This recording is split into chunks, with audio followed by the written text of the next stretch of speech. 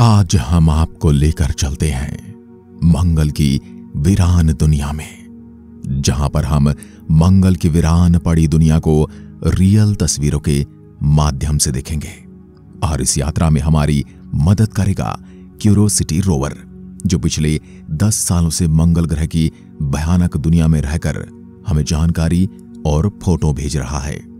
आज हम देखेंगे कि आखिर इसने 10 सालों में वहां पर ऐसा क्या देखा था। इसने अपने सफर में रात के समय भी कई ऐसे नजारे देखे जो नई दुनिया में काफी डरावने थे। मंगल की जमीन पर चमचमाती चीज से लेकर सब कुछ देखा था। इसने कैसे वहां पर पानी के सबूतों को ढूंढा, इसके बाद इसके साथ क्या घटना हुई कि इसने नासा को सिग्नल भेजने बंद कर दिए, और फिर वैज्ञानिकों ने इसे वापस जिंदा कैसे किया। तो चलिए फिर आज क्यूरोसिटी रोवर के साथ बहुत लंबी जर्नी पर निकल पड़ते हैं, और यह यात्रा हम रियल तस्वीरों के साथ करने वाले हैं। आप देख रहे हैं फ्यूचर साइंस यूट्यूब चैनल। ब्रह्मांड की ऐसी लंबी डॉक्यूमेंट्रीज देखने के लिए इस चैनल को सब्सक्राइब कर सकते हैं। तारीख थी 6 अगस्त 2012। यह वही दिन था जब क्यूरोसिटी रोवर मंगल की जमीन पर सक्सेसफुली उतर गया था, जो इस मुसाफिर के लिए बिल्कुल अनजान दुनिया थी। और उसी समय द मार्स रिकनसेंस ऑर्बिटर बिल्कुल परफेक्ट जगह पर था, जिसकी वजह से उसने इस लैंडिंग की बहुत ही ज्यादा कमाल की तस्वीरें खींची, जो आप अपने सामने देख सकते हो। यह लैंडिंग इतनी भी आसान नहीं थी, लेकिन फिर भी यह मंगल ग्रह की जमीन पर उतर गया। इसके बाद इस मंगल रोवर ने पहली बार अपनी आंख खोली, और पहले तो इसका काम था माउंट शार्प पर चढ़ना, जो कि इसके पास सबसे बड़ा पहाड़ था। लेकिन इस पहाड़ पर चढ़ने से पहले यह बहुत ही इंटरेस्टिंग लोकेशन पर पहुंचा, जिस जगह को उसके डिसेंट स्टेज ने उड़ा दिया था। दरअसल मंगल जो है उसका एटमॉस्फेयर बहुत ज्यादा पतला है, जिसकी वजह से बस पैराशूट उसकी प्रोडक्शन नहीं कर सकता। इसलिए सारे रोवर में डिसेंट स्टेज होता है, जो कि उनकी लैंडिंग में मदद करता है। और जब ये वहां पर गया जहां पर इसके डिसेंट स्टेज ने लैंडिंग करवाई थी, उस जगह को गॉलबर्न स्कोर कहा जाता है, जहां पर कुछ पत्थर मिले थे जिसे सेडिमेंट्री रॉक समझा जा रहा है, यानी कि वह पत्थर जो कि पानी के फ्लो द्वारा बनते हैं, और ये मंगल की मिट्टी में दबे हुए थे। पर डिसेंट स्टेज के ब्लास्ट ने इनको बाहर निकाल दिया। और यह 2012 की बात है, जब वैज्ञानिकों को यह नहीं पता चला था कि मंगल पर मिलियन साल पहले पानी मौजूद था। इसलिए यह काफी बड़ा खुलासा था। इसके बाद यह मंगल के 16वें दिन उस माउंट शार्प की सतह पर बने डिजाइन को कैप्चर करता है। और यह डिजाइन एक और ग्रुप है कि यहां पर से कभी पानी बहता होगा। इसके बाद 27वें दिन में क्यूरोसिटी रोवर और एक जियोलॉजिकल फॉर्मेशन के पास जाता है, जो बताता है कि यहां से कभी पानी बहता होगा। इस जियोलॉजिकल फॉर्मेशन को सेडिमेंट्री कॉन्ग्लोमरेट कहा जाता है, और यह निरंतर बहते पानी की वजह से बन जाता है। धरती पर भी जहां पर पानी बहता है उसके नीचे ऐसा फॉर्मेशन बन जाता है। फिर नासा ने एक बार उनके रोवर की कंडीशन चेक की और देखा कि टायर बहुत सही सलामत काम कर रहा है। इसके बाद मंगल के 39वें दिन क्यूरोसिटी रोवर और एक प्रमाण के पास पहुंचता है, जो यह बताता है कि सच में मार्शियन सरफेस में एक वक्त पानी बहता होगा, क्योंकि यहां पर बेडरॉक जो है वह बाहर निकला हुआ था और उसका शेप सर्कुलर था, जो कि तब होता है जब बहुत फोर्स वाला पानी किसी सरफेस पे कई सालों तक बहता रहे। इसी के साथ इसके आजू बाजू छोटे मोटे पेबल्स भी थे, जो कि निरंतर चलते पानी में जमा किए होंगे।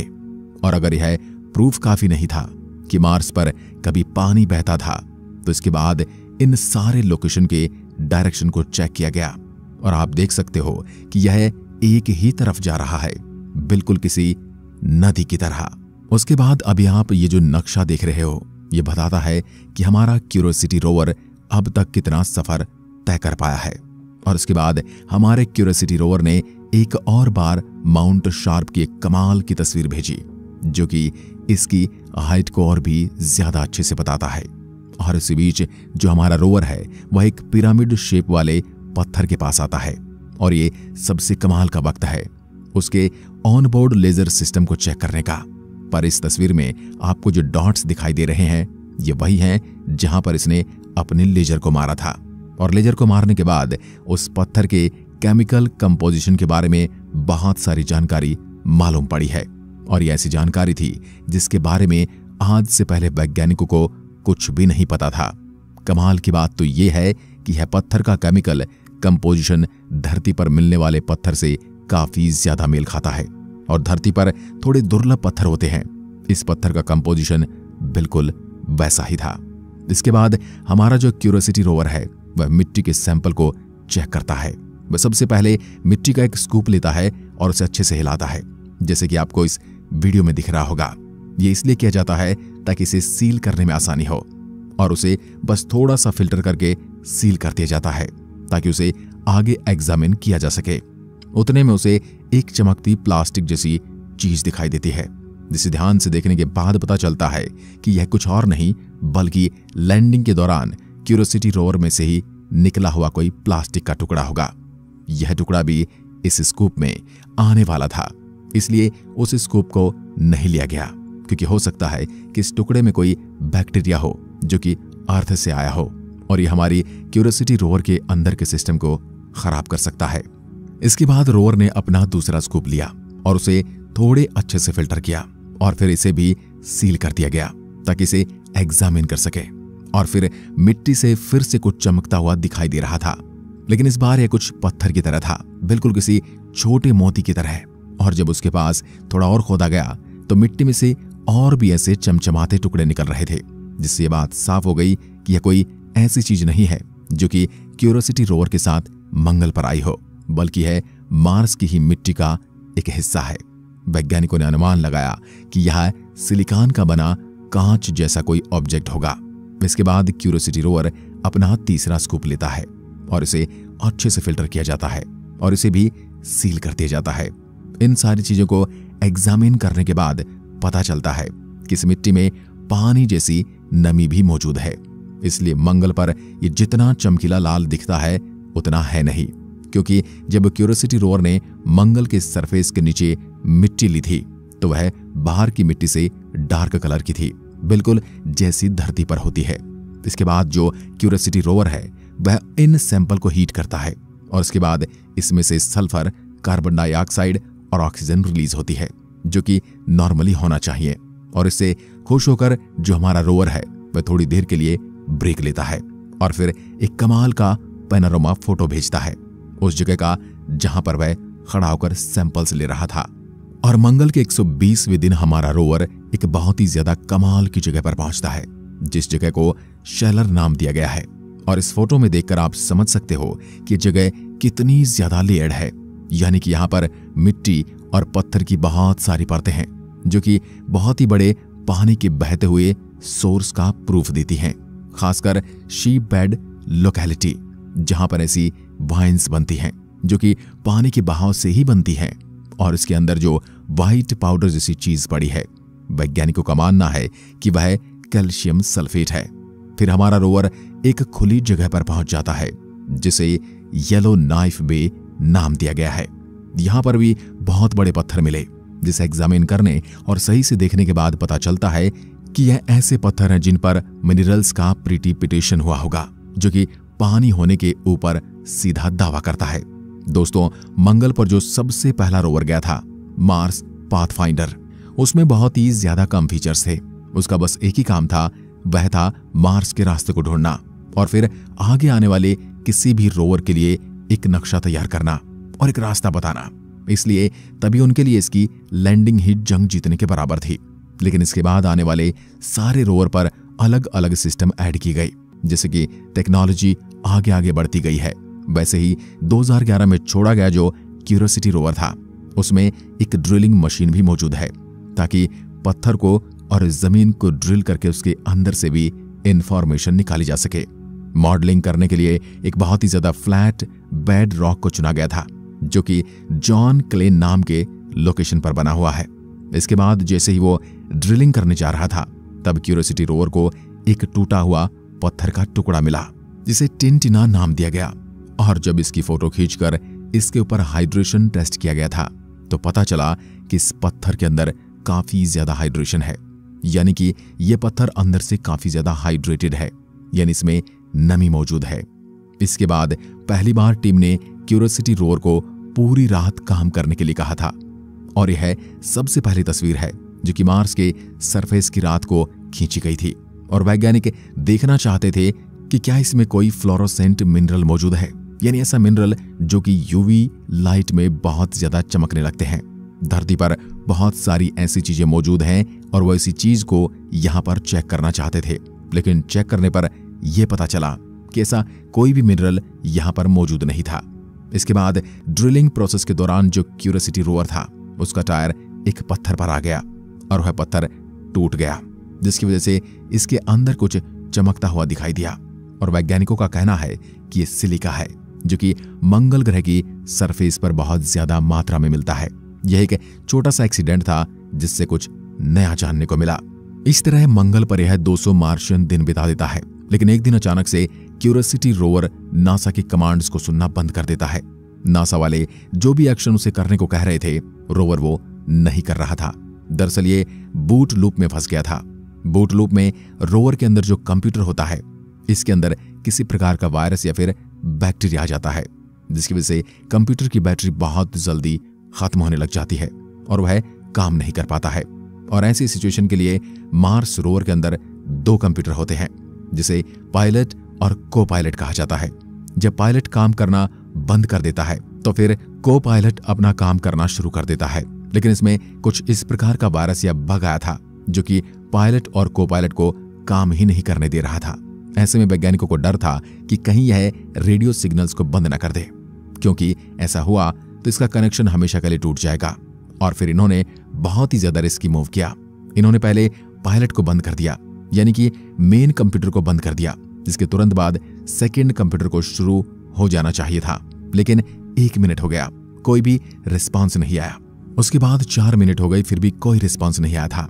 इनको लगा कि अब इनका कनेक्शन इससे टूट जाएगा, पर कुछ ही देर में क्यूरियोसिटी रोवर ने सिग्नल का रिस्पांस दिया और अब को पायलट क्यूरियोसिटी रोवर को कंट्रोल कर रहा था।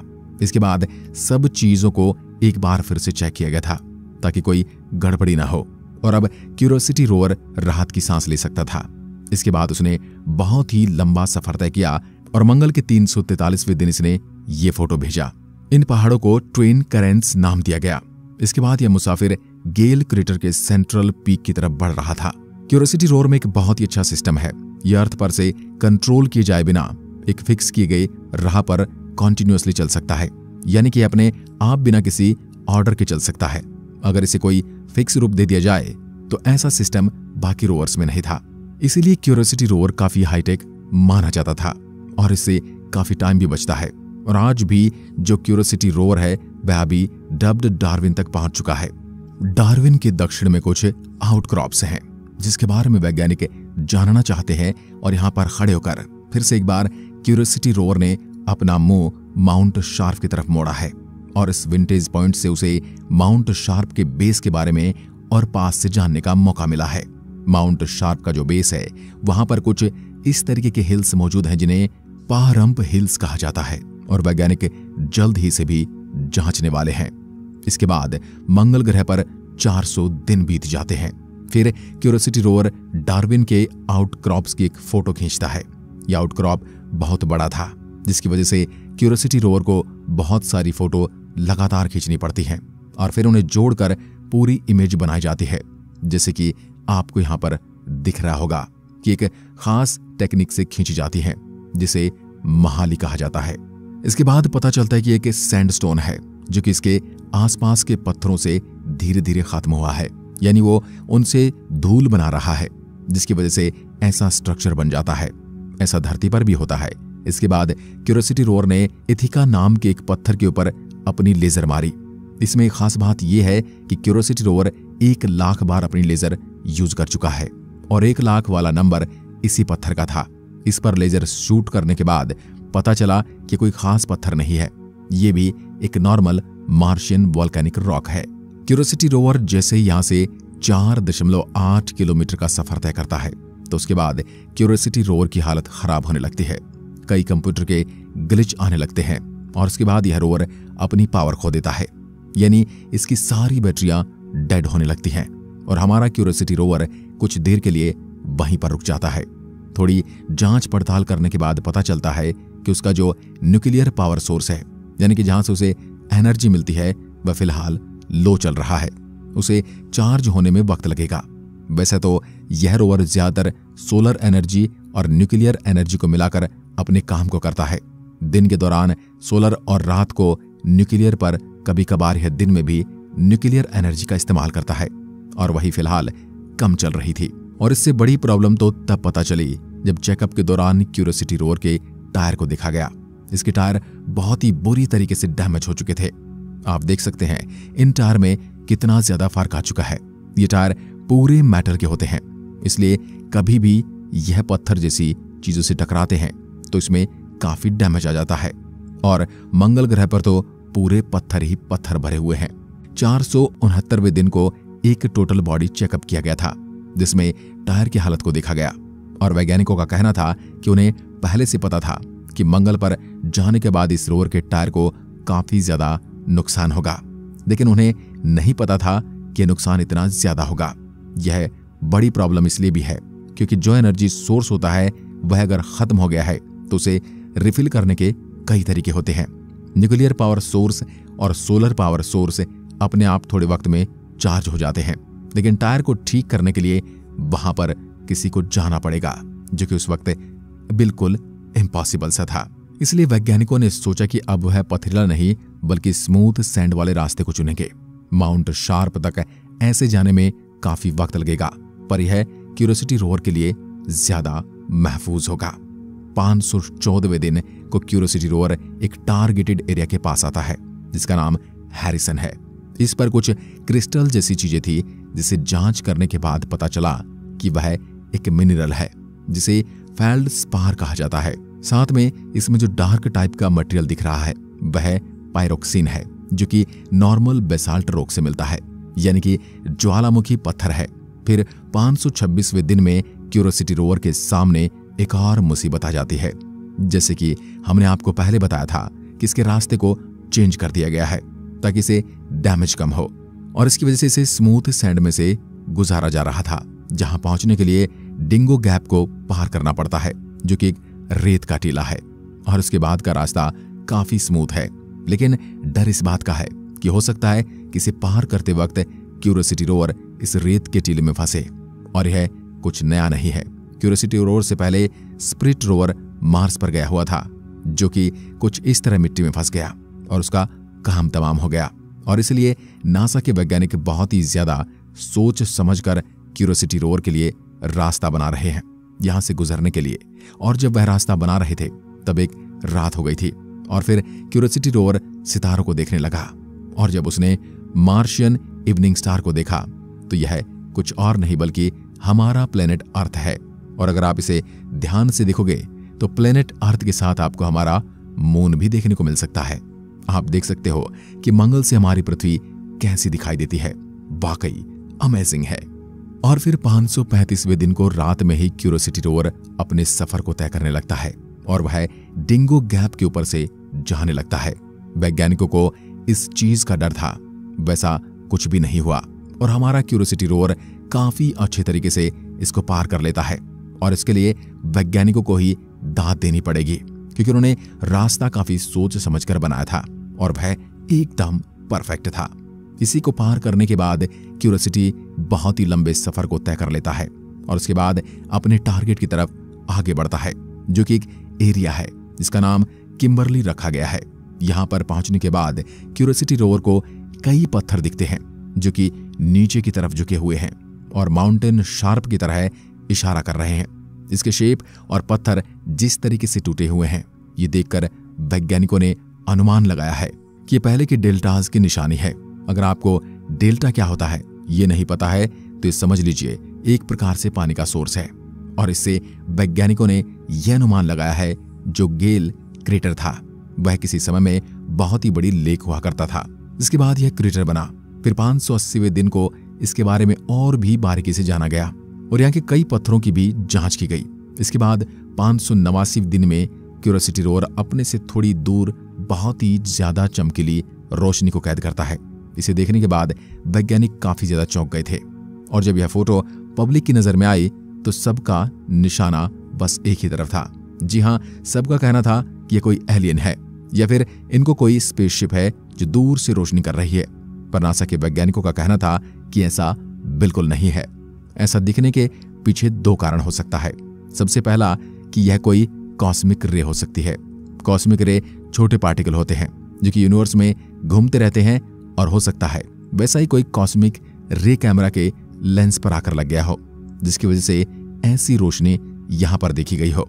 इसी के साथ हो सकता है कि यहां पर बहुत सिंपल सा रिफ्लेक्शन हो, क्योंकि सेम जगह पर सेम टाइम पर जब दूसरे कैमरे से फोटो खींची गई थी तो उसमें रोशनी नहीं दिखी थी।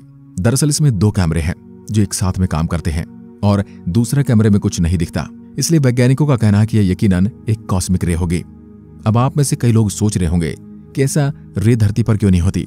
दरअसल धरती का मैग्नेटोस्फीयर यानी कि मैग्नेटिक फोर्स बहुत ज्यादा है, जिसकी वजह से हम इससे सेफ हैं। पर मंगल ग्रह पर ऐसा नहीं है, जिसकी वजह से यहाँ पर कई बार कॉस्मिक रे आती रहती है। इसके बाद उसने इस जगह पर और भी कई सारी रिसर्च और यहाँ से बढ़ने से पहले उसने यह फोटो भेजा जो कि यहीं का है और बताता है कि कैसे पहले यहाँ पर एनसाइंट सेंडिमेंट हुआ करता था, यानी कि पानी का फ्लो। और इसमें आपको पीछे जो बड़ा सा पहाड़ दिखाई दे रहा है यही है माउंट शार्प। इसके बाद 597वें मार्शियन दिन में नासा का मार्स ऑर्बिटर बिल्कुल हमारे क्यूरियोसिटी रोवर के ऊपर से गुजरा था और तभी उसने ये फोटो भेजी थी। क्या आपको इसमें क्यूरियोसिटी रोवर दिख रहा है? यह जो ब्लू डॉट दिखाई दे रहा है और कुछ नहीं है बल्कि क्यूरियोसिटी रोवर है। इसके बाद वह बहुत ही ज्यादा फ्लैट और अच्छे से पत्थर के पास आता है, जो कि बहुत ही अच्छा स्पॉट है ड्रिल करने के लिए। यहां पर अब ड्रिल किया जाता है। पहले छोटा सा ड्रिल किया जाता है और उसके बाद फुल स्केल ड्रिल किया गया। और इस फोटो में आपको यह जो होल दिखाई दे रहे हैं यह लेजर से किए गए हैं ताकि इसके कंपोजिशन को और अच्छे से पता किया जा सके। और इसके बाद जो डेटा मिला है उसे यह पता चला है कि यहां से किसी टाइम में पानी फ्लो हुआ करता था। फिर 648वें दिन को क्यूरियोसिटी रोवर सूरज की तरफ देख रहा होता है और इसे देखते वक्त यह बहुत ही ज्यादा इंटरेस्टिंग चीज नोटिस करता है। सूरज के सरफेस पर दो डॉट होते हैं। पहले कुछ देर तो वैज्ञानिक भी सोचने की आखिर ये क्या। उसके बाद उनका कहना है कि यह मर्क्यूरी है और उसके बाजू में डॉट है वह सनस्पॉट है जिसके विजन को रोक रहे हैं। 705वें दिन में ये पारहम्प हिल्स की तरफ अपना रास्ता बनाता है और यहां तक पहुंचने के लिए वो हिडन वैली से गुजरता है, जो कि एक नया रास्ता है ताकि टाइम को बचाया जा सके। लेकिन वह जैसे ही यहां जाता है उसके टायर यहां स्लिप होने लगते हैं क्योंकि यहां की मिट्टी बहुत सिल्की है, जिसके बाद वैज्ञानिकों को डर था कि यह कहीं फंस न जाए। अब आज हम इस वीडियो में यहीं पर ठहरेंगे। आगे के एपिसोड में हम जानेंगे कि वैज्ञानिकों ने क्या किया और वह क्यूरियोसिटी रोवर को कैसे वहां से बाहर लेकर आए।